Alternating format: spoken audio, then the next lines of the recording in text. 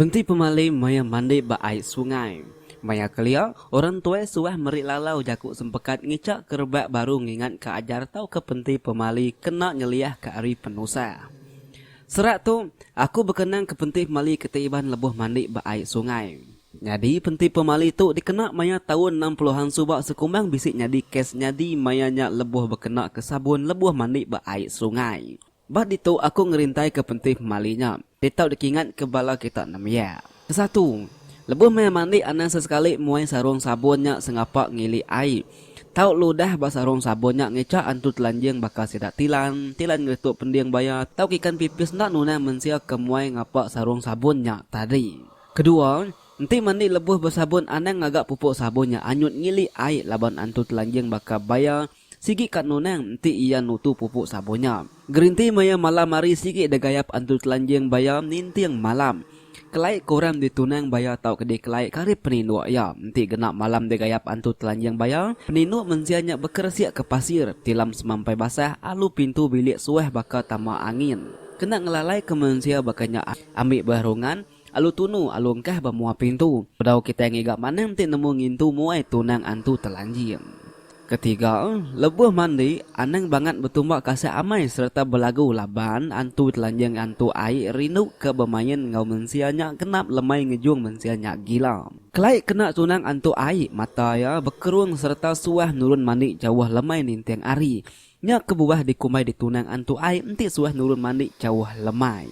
Keempat, lebuh mandi nanti nuan bisik mendak sabun diengkah ke batisi batu kerangan. Anak sesekali nyingkau sabunnya. Nyak dikumbai sabun tunang antu telanjang kijam atau ketunang antu telanjang tilan celum. Nanti kena tunang antu telanjangnya. Kak mamau belama ngejung kenitih pejalai antu telanjangnya. Nesat ke mensia bakampung puam tau ke nebiang sungai nanti nadai siku oleh mensia medak ya ketunang antunya. 5. Lebuh terpada ketincin anan sesekali ngerasuk ketincin jari lah banyak tincin tunang antu telanjang tilan ngerituk pendiang bayar. 6.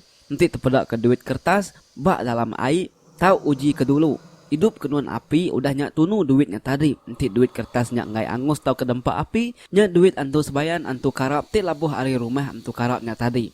Anak ngambil duit kertasnya. Ludah jari kenyingkau duit kertasnya tadi alu basuk jari udahnya. Nanti nuan ngambil duitnya sigi kak gila. Lalu ngujung kenuan lungau. 7. Nanti bisik bayar bak menuanya atau kebaiknya. Ngenangi kebayarnya ngacau kita maya mandi. Petua ya bakatu. Kulum dulu air sungai. Suh ya lari ari nur mandinya. Baka kita baru mah panjai menyak. Nanti nadai pemenar kat nama keruai orang. Tak alu niki nadai dikelala orang sigi ditanya orang pejalai kita. Makanya mega banyak kita mandi ke sungai. Laban sungai alai sidak bayar diau. Udah ngulum air tadi dia alu tempap air sungai 7 kali mega ngicak kaya nemu bisik mensiati minta kasih kaya anak ngacau anak mensiati dekat mandi.